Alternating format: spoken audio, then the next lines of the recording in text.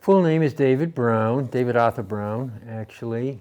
And I was in the Coast Guard from 1970 through 1974. I was born in Westerly, Rhode Island. I didn't go into the military willingly. I graduated from Providence College in 1970. I had a very low lottery number, 48. I'll never forget that number. So I knew I was going to be drafted. So instead of that, I decided to join the Coast Guard. So to be quite honest, I probably never would have joined the military if not for that. So anyway, I joined the Coast Guard. I went to basic training in Cape May, New Jersey. After that, I went to radioman's school at Governor's Island, New York.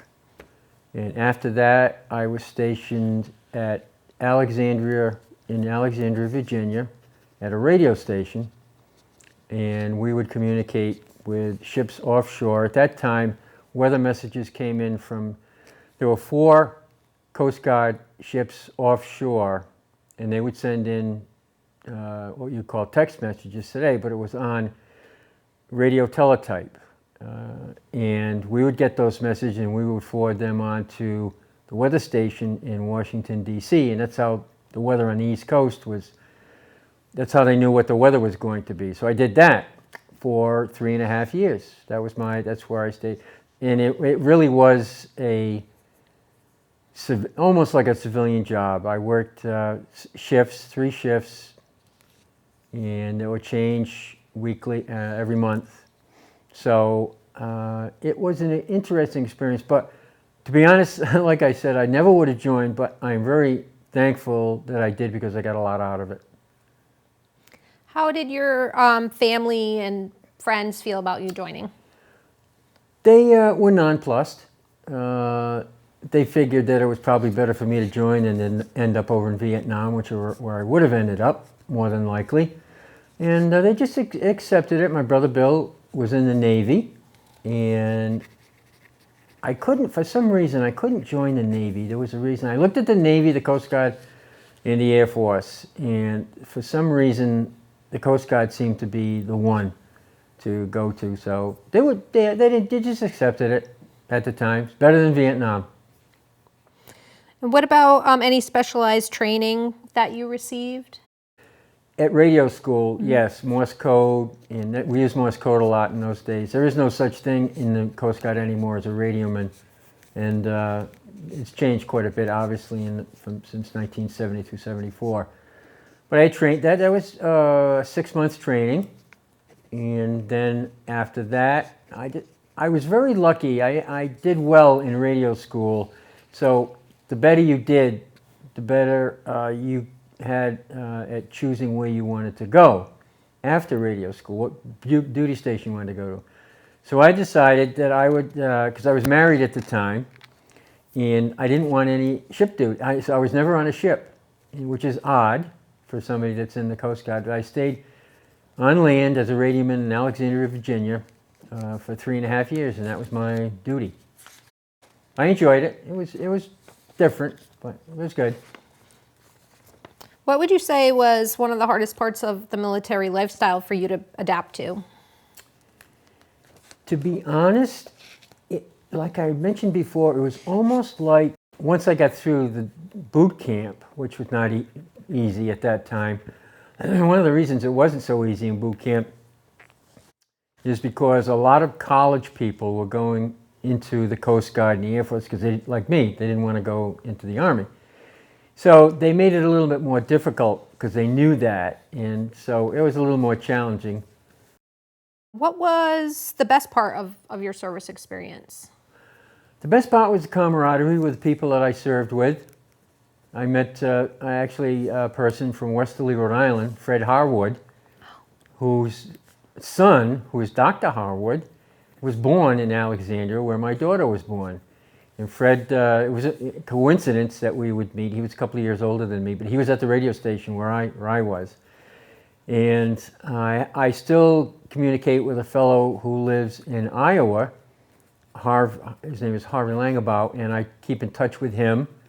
and we got very friendly. So that's the lasting relationship I have is with Harv, and I've been out to his home. We keep in touch, but I would say that was the thing that I got most out of the service. That part of it, the discipline also, and the camaraderie. Can you share a little more about how service impacted you? It gave me a discipline. It made me understand and know that what it was like to be deprived of things.